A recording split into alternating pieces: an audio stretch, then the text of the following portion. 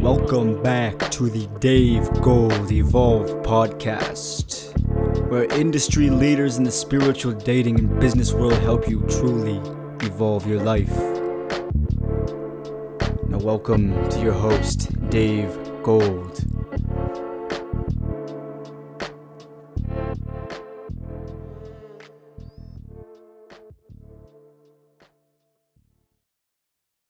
Yo guys, quick break from the podcast to give a shout out to our two sponsors. First, go to Self Love Army on Facebook for a truly eye-opening experience. And then go to Real Life Vibes with a Z on Instagram or YouTube to awaken your subconscious mind. Now back to the episode. What's up, guys? Welcome back to another episode of the Dave Gold Evolve podcast. Today on the show, we've got Yaroslav Morgenshtern, very well known in Israel in the dating community. I'm sure the guys that are not in Israel haven't heard of him before, but that's why I brought him on to highlight and spotlight, this really interesting character who it looks like has a amazing career ahead of himself. So thank you for coming on, Yaroslav. Yeah, welcome. It's good to be invited here, and yeah, I'm very excited. Amazing. So you are not originally from Israel, is that right? Yeah, originally from Ukraine, and I live in Israel around 16 years. Why did you go to Israel? So basically, it was a decision of my mother. She had a sister here, and she wanted to be close to her sister. So that's what happened. Mm-hmm. And I just actually I was very happy about this because my cousin, he actually was here as well. So it was a good for me because we had a really close relationship. And that's pretty common, right? There's a lot of Ukrainians that move to Israel. There's a pretty big community there, right? Yeah, for sure. So what was that transition like, and what's it been like living in Israel most of your life? So it was in the beginning. It was a little bit shocking because the school system very different. In Ukraine, the discipline is much more strict. You need to be dressed like official costume and everything. And in Israel, it was just a t-shirt, and everything was much more free in terms of discipline, in terms of behavior of the children. Everything was different in terms of culture of like young kids. And in the beginning, it was a little bit shocking for me, but I actually get used to it really fast, and like after a while, I didn't feel any difference, and I never felt like me being from different culture actually creates certain obstacles for me to communicate and connect to people which was born in Israel. So I never felt this thing with me. I know that there is a lot of people like newcomers to Israel. They felt this way. Like if I'm from Russia or Ukraine, so I can connect only to Russian or Ukrainian people. I never felt like this, and for me, I think the major reason for this is because I always was open-minded. So that's why I always wanted to connect more, and I never felt certain boundaries around it. So it was really a smooth transition for me. Mm-hmm. So when we talk about a home, do you feel more at home in Israel? And what does home mean to you? So for me, I actually have no. It's different. Like for me, both Israel and Ukraine feels like home because when I go to Ukraine, I feel like it's the place I was born. It's like it's certain feeling you can't replace with nothing. So when I'm in Ukraine, I feel certain way. It feels basically like maybe even more like home. But then I go to Israel and it feels like home as well because for example, when I'm in Tel Aviv, like I had so many memories and experiences in Tel Aviv. So when I'm in Tel Aviv, I feel, oh my God, this is like my home. It's like my second home.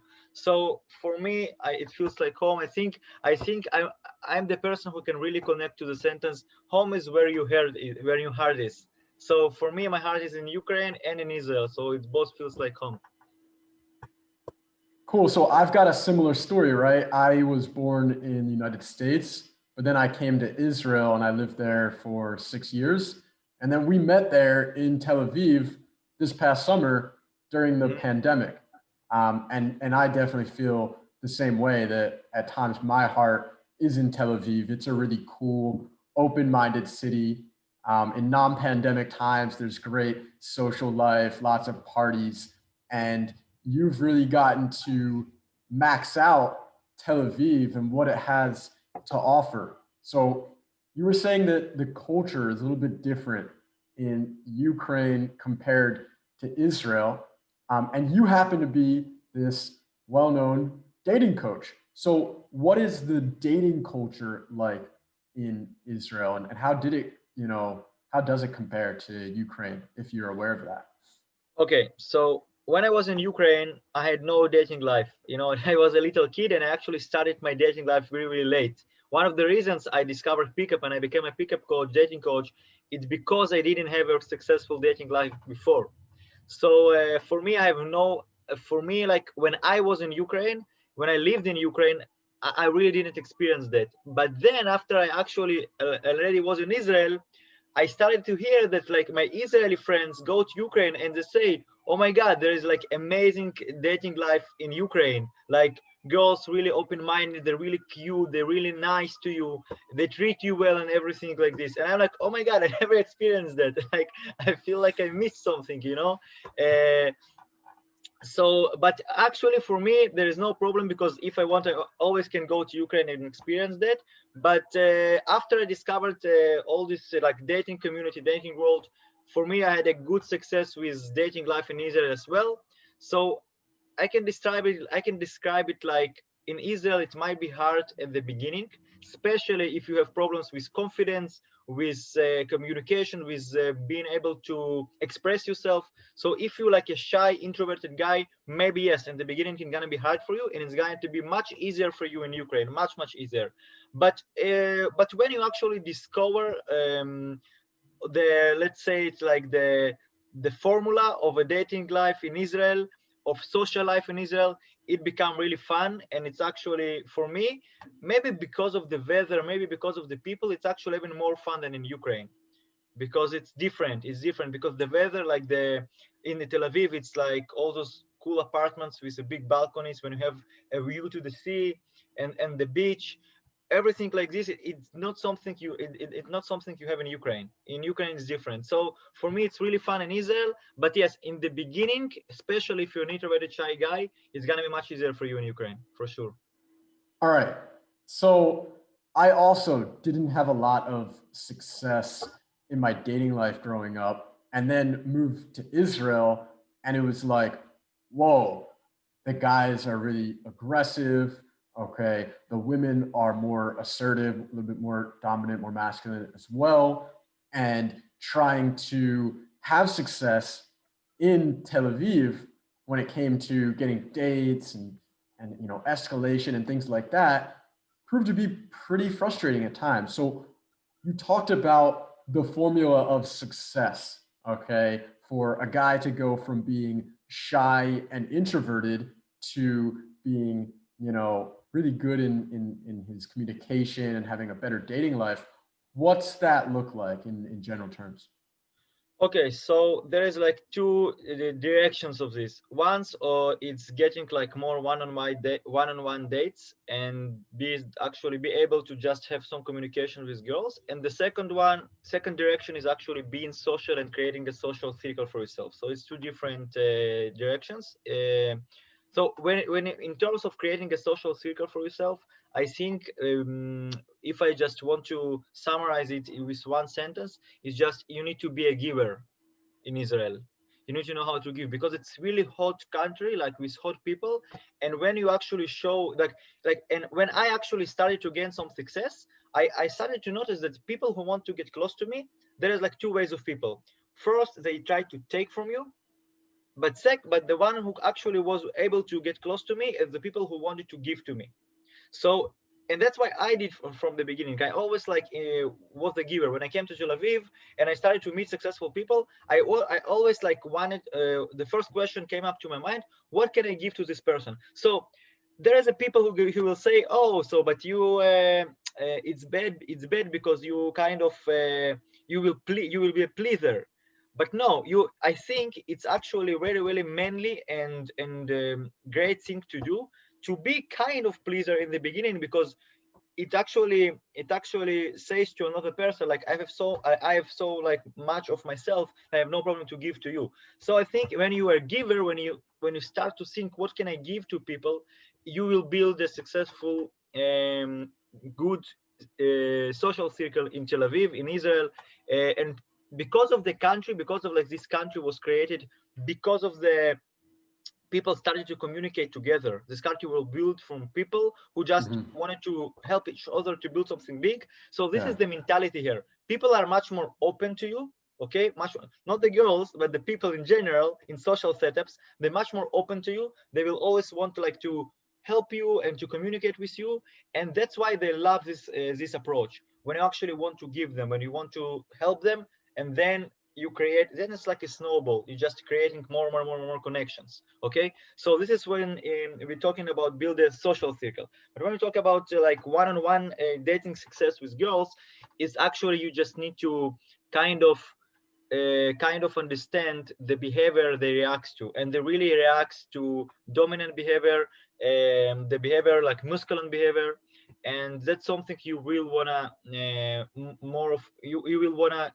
learn how to do this in the beginning in order to get success with him, because they really like screening a lot in Israel, because they have so many guys, they have so many attention, like every kind of cute girls has like her inbox in social media, tons of messages, tons of people, tons of guys who try to reach her. So they screening really hard, and you actually, yes, you need to be you need to be more special. You need to be more like, actually the Tel Aviv girls in Tel Aviv and in central of Israel, they really react to style. Like if you dressed a little bit like different, it's a little thing. You doesn't supposed to like wear some, wear some weird hat or something like this. No, but it's a little thing. If you dressed a little bit more special, they will react to you much more. So you need to kind of find the ways that you will not fall down the screening.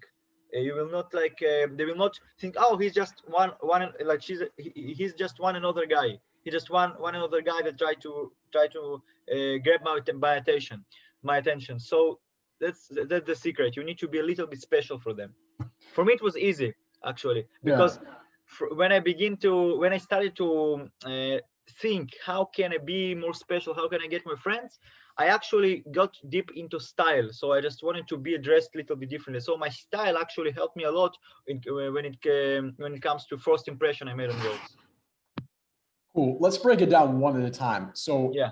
First off, what would be a way for a guy to give to women, all right, that is not going to put him in a frame in which he's, being weak or manipulative, but he's actually doing it because he wants to give?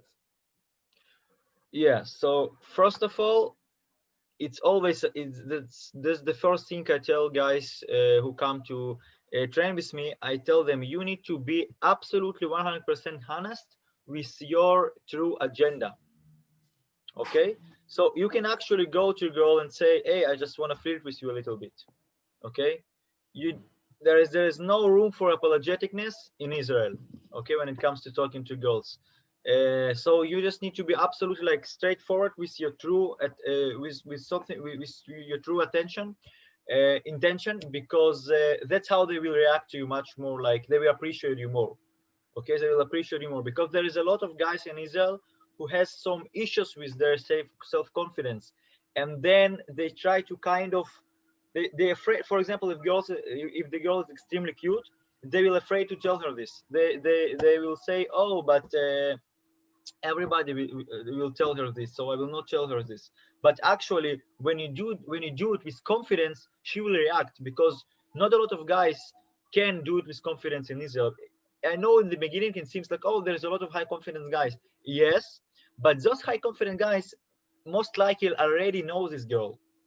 Okay, they most likely already know this girl. So when you do it to a girl you don't know, and you actually go straight forward and you tell what you really mean, what you really think, she will react to you. Okay, and then of course you need to know how to make it further. To lead the interaction. Exactly. But when we're talking like in Israel, it's really, really important to make good first impression.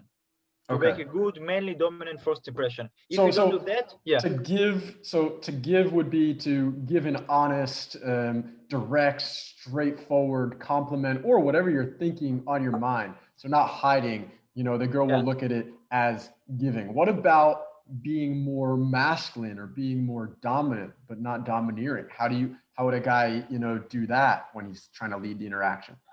So you always you being very dominant, like as dominant as you want, but you always leave a room for a girl to react the way she wants to react. So when it comes to like approach on the street, I always tell guys, like if a girl goes this direction and you go this direction, you don't do this. You leave her space to continue to walk if she wants. If a girl's sitting or standing, you need to at first like wave your hand, check her communication status, check her temperature, and then only if she reacts to you, you will speak to her. So you always leave a room, but you don't do it apologetically. So if you want to stop a girl, you need to give her a sign that you want to stop her, and you do it unapologetically. You're like, oh, I'm sorry. No. You just, hey, you do this with a lot of manly dominant vibe, but you always leave her a room to leave if she wants, to ignore you if she wants. Okay, so that's why you actually dominant, but you don't dominate in a bad way. You don't dominate in an aggressive way. And there is a common mistake of Israeli guys who actually have this confidence, have this self-esteem, but they dominate in the bad way. Okay, they don't leave this room to a girl to actually react how she wants, and then the girls initially she will reject them. Okay, so that's the problem, the opposite problem. There is some guys that have this problem that they too dominant, but they dominate to the position when like it's 100% them, 0% for a girl. So the girl will not react to this. So they're being dominant and they're giving off this aggression, but it's also showing a lack of security. It's like insecure vibes, and they're not showing any respect or empathy for her or for what she might be going through in the day. And then the girl has no reason to be attracted to the guy. So yeah, for sure. What other stereotypes do we find in Israel, especially like amongst Israeli men or women? Like you said that Israeli men, the stereotype is they come off really aggressive or overly dominant. What about Israeli women that, the stereotype that they're very difficult? So is it true? Yeah, it's true. They're screening a lot. And you have, like I said, the screening really has to. It's really good, high importance of first impression. Like the screening, it's mostly about the first impression. So maybe like I don't know, but maybe girls in the other countries they will give you more chances. They will give you more rooms for a mistake. Okay. But in Israel, there is like almost no room for a mistake. There's like either you will come off as an attractive, manly guy in the beginning, and then she will attract you in the beginning, and then you will continue the conversation, or she will just think that you weird type of guy or not enough confidence guy, and then she will just reject you. And in most cases, she will regret it afterwards, because I started to coach women as well in the like last 2 years, and they come to me and they say, and the first problem I actually tell them, you're screening too hard. You don't give any chances to a man, and so most of the times they will actually regret it afterwards. But because of the too much of attention they get, and too much of a bad attention, like not honest attention, not authentic attention, so they have to screen kind of, so it's like. So that's why it's happening. But the thing is, yes. So the rumors are true. Actually, Israeli women are more difficult. Yes, but the good news, if you know how to make a good first impression, it will be no problem for you. What about the Nasikh? So Nasikh is prince. Okay, yeah. This prince paradigm that the woman thinks that she's going to find her prince. Do girls ever come to you and they have these lofty expectations of what they think that they're going to get out of a relationship, and you need to destroy that and show them that, you know, that the guys aren't perfect? Yeah, so I think it's actually for women and for men is the same, because we want this princess as well in our relationship. So the thing is actually to just kind of like put a mirror and say, okay, so you are perfect. Are you perfect? No, right? So why do you want a perfect human being? Like, so it's because you don't complete with yourself. You want kind of get this complete something from outside. But the truth is like you're incomplete, and you like you are perfect with your imperfections, and somebody else is perfect with his imperfections. So everything is perfect. It's just our wrong way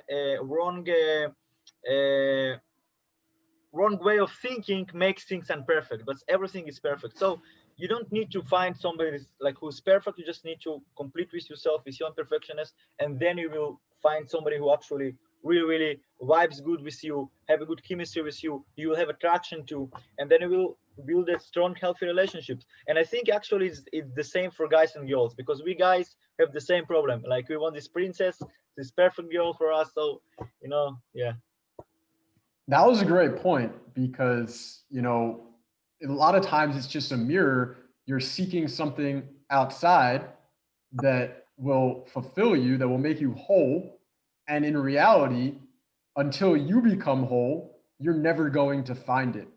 And I saw that a lot of times in Israel, especially, that instead of wanting to work on, you know, themselves, it's no, I'll just go and I'll find something to fill the void. All right. And another stereotype that I wanted to talk to you about, though, was Israel is a very conservative country, right? It's very religious. Okay. But you have a lot of experience, all right, living in Tel Aviv, which we both know is very different than the rest of the country. You have a lot of experience in the kink and BDSM and, you know, these kind of fun outside the box parties. So how did you get into the kink scene in Israel? And maybe you can break down some stereotypes about Israel being a conservative country. Yeah, so there is a lot of there's really like high religious community in Israel. But it's actually mostly concentrated in certain cities. Okay, for example, cities like Tel Aviv, it's definitely not like this. Okay, in cities in Tel Aviv, there is a lot of tourists. There is gay pride every year, and there is a lot of BDSM stuff as well happening. So the thing is like there is what I like about Tel Aviv mostly and Israel in general. Like everyone will find what he looks for. You know, if you're looking for religion, you will find it a lot here. If you're looking for a fun times, you will find it a lot. And if you're looking for a kink type stuff, you will find it as well. So for me, how I discovered all this sexual world and sexual communities in Israel, it started from actually festivals, because I am a self-development addict. So when one of my friends said me, oh, there is a cool festival, you can meet girls, you can go to certain, how to say sadnaot in English? Lectures, but it's not lectures. It's like you sitting in a circle and you, okay, it's lectures. Seminar, lectures. Yeah. So you can like have a fun times with girls. You can go to seminars. You can go to some meditation processes, and I'm like, okay, I'm totally in. Like, let's go, let's do it. And I was in one festival. It was amazing experience, and it's so bad that we don't have it now because of the coronavirus. But which festival was it? It was a Zorba festival in Ashram. Actually, ashram is, you have it around the world as well. You not only have it in Israel. And then the second big festival I went to was Midburn, and then I find a kind of people who was involved in this kink community. And there is like one guy that I really wanted to meet, because for me I was really deep into the mission of becoming the best I can become with women. So this guy, he was like, wow, like it looks like he's really good with women. And I actually sent him a message on Facebook, and we started to chat. and he invited me to a club, to BDSM club. That was my first time I went to a BDSM club.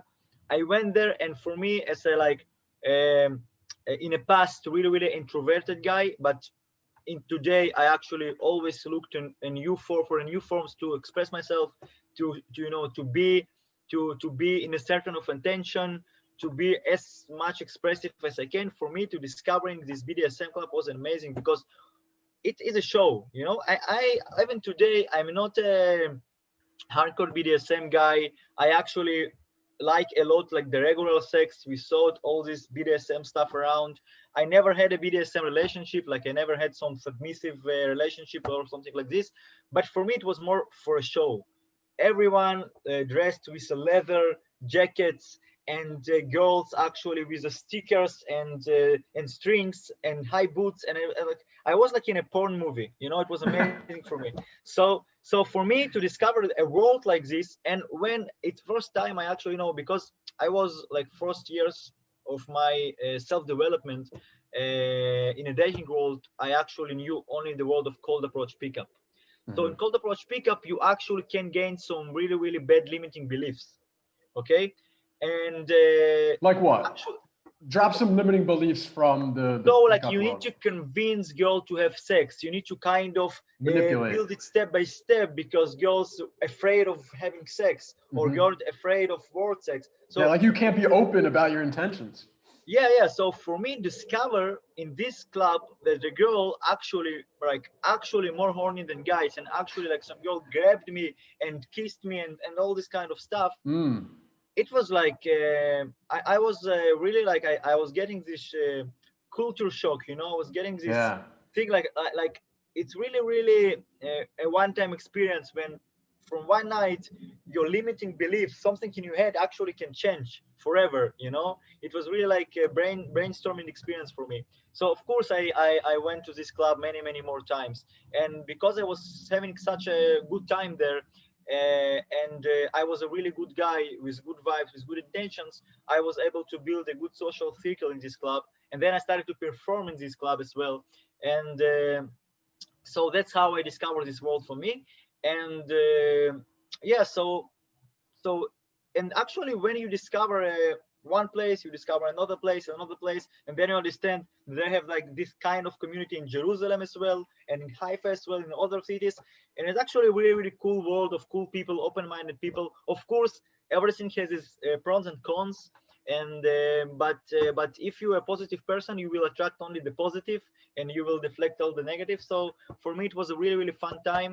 And yeah, so you can find really really like everything you want to find in Israel. So that's what I like about this country. When you meet a girl who doesn't know so much about the kink and BDSM community, what usually happens? Okay, do they ever, get really intrigued, or how would you, bring that up? All right, if you're a guy that is open-minded to, the stuff that you were talking about, and you wanted to tell your girlfriend or the girl that you were dating about this, how would you bring it up with them? So initially, we will just have a good sex, and then I will try certain things. I will try certain things in bed. I will see how she reacts to it, and then initially she will ask me about it, like, oh, I really like this thing you tried. Like, what is? Can you tell me more about this? And then actually we can talk more about this. And actually for me it's really easy, because I always was really open about what I'm doing in my lifestyle, and I posted certain things in social media, and the girls, they're stalkers. So if she dates me, she will actually go to the social media and see all my pictures from all the years, so, you know, on Instagram and Facebook. So she will already know who I am. So if she will be curious about it, she will just talk to me about it. So initially with me, like, girls actually bringing this up. And if it's a girl that I don't know, or I'm not planning to build a relationship with her, if I want to try something kinky, I will try a little bit of it, you know, while we're having sex. I will see how she reacts. And actually, if she doesn't react well, for me it's good. I really I'm enjoying all forms of sex, so I don't have to be kinky in order to enjoy. So for me it's good. Amazing. And do you have experience with Tantra? Yes, from the festivals mostly. From the festivals, yeah. So, what is Tantra to you, and how have you incorporated that in your life? So for me, Tantra is feeling uh, like feeling this. There is a lot of deep energetic feelings you can get from having sex, from having intimacy with a girl. Okay, so for me, it's actually how deep you can go with almost, for example, no movement or no touching, where like it's having more out of the less. So because and I think Tantra, it's amazing for our world, because in our world we want to have more, and when we look for a porn sex, for example, it's like a lot of pumping, a lot of positions. uh, Sometimes it's a lot of people involved in this, and in Tantra you've learned the exact opposite. You don't need to switch positions every 5 minutes. You don't need to pumping so hard in order to enjoy. You don't need some extra toys in order to enjoy. Sometimes you can just put your hand on the girl, and from the energy, if you're just feeling the energy, you will enjoy much more. And for me, experiencing this, it's a really good contrast comparing to all the other stuff I experience. For example, like BDSM, when it's like more pain, more accessories, more people involved, and everything like this. Or from pickup, when it's like more like you pulled one girl, okay, no, it's not enough. The night is not over yet. Come back to a club, pull other girl, on all this kind of stuff. So for me, it was a good, healthy contrast, and I really like to experience this. And this is something I didn't find like any girl to say no to. If I want, okay, now I want us to just feel each other a little bit. Now I want us to like kiss longer. Now I want to like when I already inside. Now I'm doing really slow, and every girl just really loved it. And it actually shows how a lot of people, men and women, lacks this kind of feelings in their life, in their sex life. And those Tantra, it's really amazing thing, especially for the times we living in, when it's everything supposed to be fast and more and fast. So for me, it's amazing. All right, guys, take note. So that was really important what Yaroslav just said, that the kink and BDSM kind of acquired taste. Some people like it, some people don't. The pickup, we all know that people have their various views on pickup in 2020. But Tantra, okay, having a more spiritual heart approach towards relation and connection and escalation and sex in the bedroom, kind of generally accepted. Everyone is really enjoying it, and it's getting deeper and deeper, no pun intended.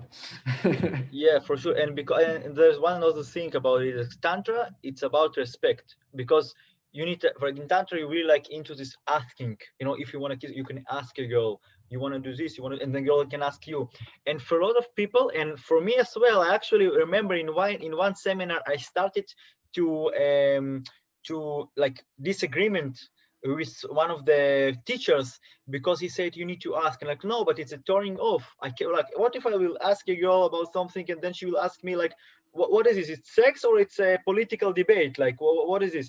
And he said, no, you just need to try it. And then like the same night, I went with certain girl I met at this festival, and then we see it in the like in the desert, and then she said me, and I started to tell her the story, and she said to me, okay, so now let's do it like this. In a certain point of our conversation, I will ask you if you want to kiss, and you need to answer me like if you want it or not, and then we will kiss, and then you will tell me if it actually was turning on or turning off. And then it was like a breakthrough moment for me, because it actually was really good, and I really like that she asked me.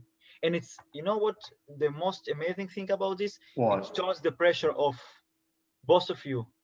When should I kiss, or where, or can I, for example, in sex, I want to like spank her, or I want to do something else, and should I do it, should I not do it? Oh, I can just ask.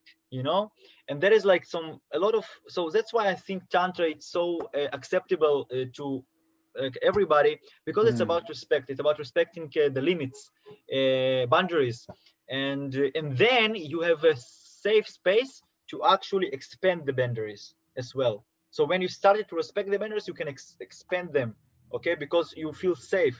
And then it's actually connecting to BDSM world as well, because BDSM, it's about respecting boundaries as well, but in a different way. So there is, like I said, pros and cons and everything, but when you focusing on the positive, you can find very, really similar stuff in everything as well.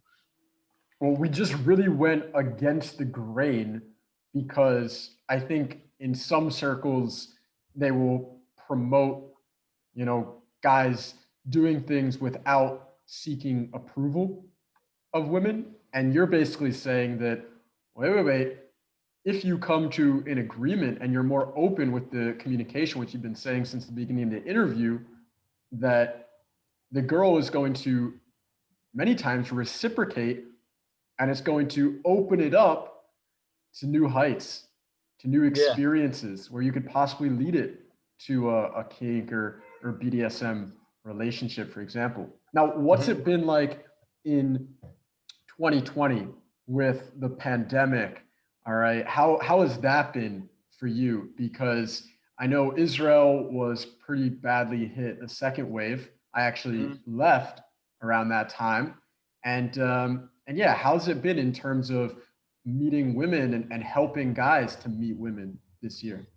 Yeah, so personally for me, I can actually call this time that I got back to my roots, because in general, I'm really introverted person. And for me, there is no problem at all to be all day in my room. It's a good times for me. It's a good times for me. In terms of dating, in terms of help other guys to date women, actually, there is a social media, there is a dating apps. So it's something that a lot of guys started to focus in. For me, it's great because I'm a photographer. I'm a male photographer as well, and for me, I just get a lot of work because of this. And in terms of dating, so now I'm still actually coaching guys outside.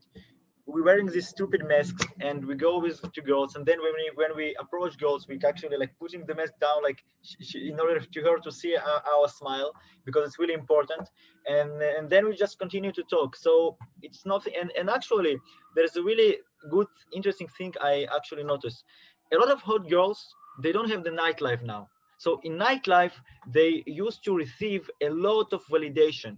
Now they don't have that. So now when a guy approach her in the street, they actually, in general, will react better to him, because now she doesn't have all this validation. So for her to get this validation, it's actually really important. So a lot of girls actually react really, really positive on this when a guy approaches and everything. So the only thing I need to take care of is to see where is the inspectors that they give fines for not wearing a mask, and I need to see them, to watch them, because me or my student will not get fined for not wearing a mask properly. That's the only worry of mine. Yeah, it's crazy. They were really strict there, I remember. And now here in Hungary, it's a little bit of a different situation. I know depending on where you are in the world, it could be a different situation for you as well. But the one takeaway is that a lot of people aren't getting that validation from going out with their friends, going out to the club. So if you do start a conversation with someone, whether it's in person or online, and they feel a connection, all right, then they're going to be more likely to reciprocate. They're going to be more likely to give you a chance and for you to lead the interaction, especially if you're open and honest with your intentions. All right, cool. So right now, you told me that you're actually interested in doing some rapping in the next few years in your life. What's that about? What kind of rapping do you want to do? Yeah, so basically, like I said, I am really looking always for ways to express myself.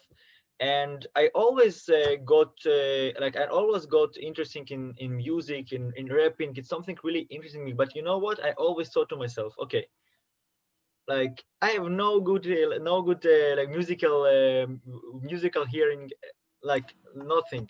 I don't have a good voice. Like, well, like is it really for me? Like, why should I ever want to do this? And then there's like one thought in my mind that, okay, why not? Like, if I imagining myself doing some cool rap song, and it's actually imagining this gets me pumped up, gets me inspired. So why shouldn't I try it? Why shouldn't I try it? So for me, I definitely want to do this. what really excites me about it is, first of all, like it's combining of a lot of things. It's providing a message. It's a lot of actually videography, because I'm not about the music. I'm not want to become like this great singer with high vocal abilities. No. For me, it's about shooting a cool, simple like track, and then shooting a cool video with this, combining this, and just to send it to the world. So that's something I want to do, and I already like building a plan to this. Okay, I want, for example, I realized that today with this kind of technology we have today, you don't need to be a good singer. You can actually, like, just like you're editing your photos, you can editing your voice. You can edit your voice, and for me, I like it. For me, I don't want to be a good singer. I'm okay with just edit my voice. For me, what's important, you need to sound good in the end, the end result, and I will enjoy the process as well, because for me, it's even like I like it. For example, when I do a photography, for me, it's really impressive when I can take unattractive guy and I can photoshoot him, edit him, and then he's attractive. So I want to do the same with my voice. I have like, maybe I have a bad voice for singing, but then I will record it, edit it, and I will produce it outside, and then it will sound good. For me, it's amazing. It's kind of to cheat the system. So that's what I want to do. I want to learn now the editing software. Like I think I will start with FL Studio, because it's the most popular one. It's actually not too difficult. So I will start with this. I already bought this one, okay, for a beginning.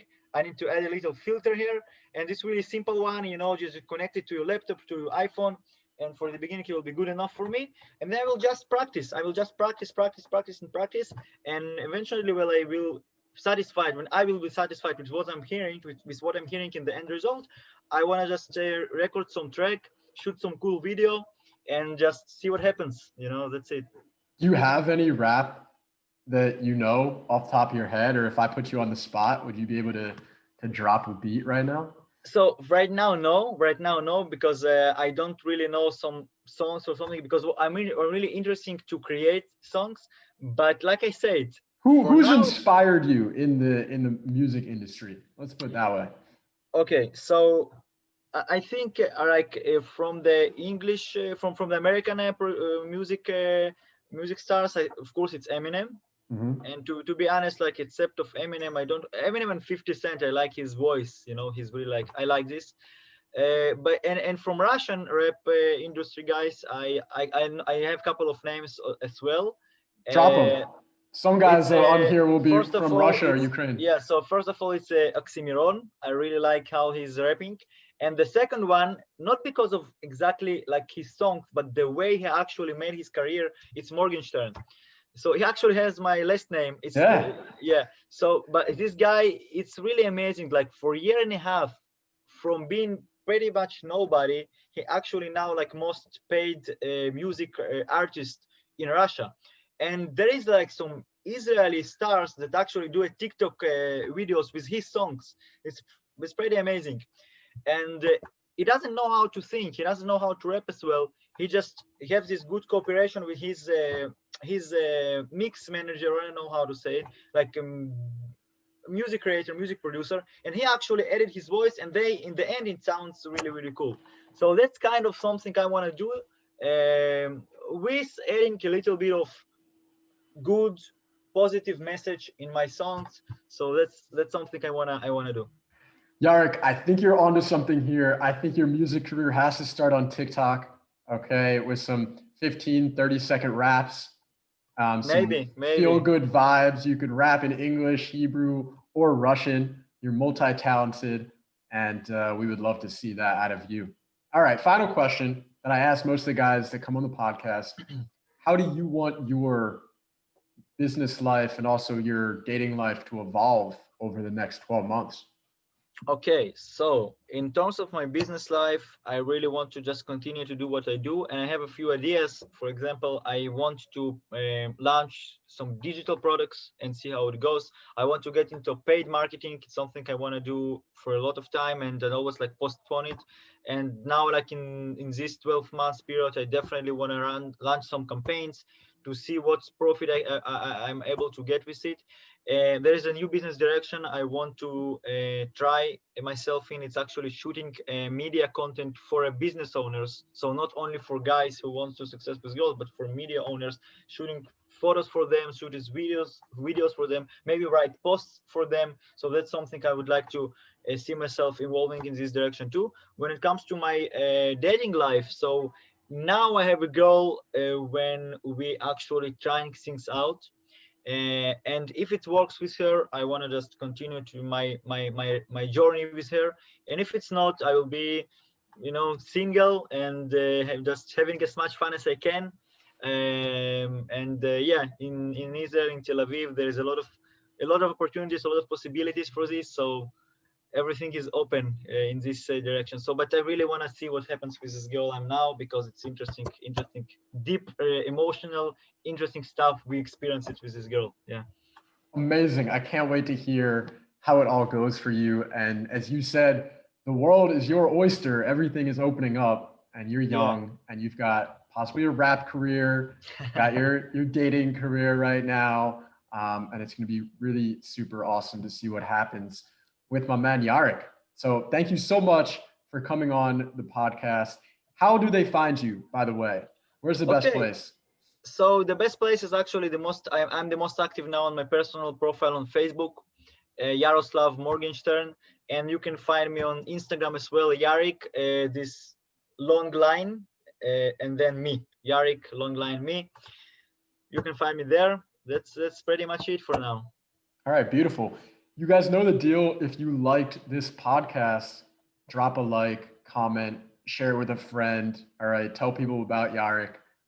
If you want to come join my community, Dave Gold Evolve on Facebook. If you're a high integrity man, you're welcome to join. And we will see you all in the next episode. Much love. Great. Peace. Thank you, David. It was really nice to talk to you. You're welcome. See you guys soon. Because I want you to be whole of everything that you're suffering from.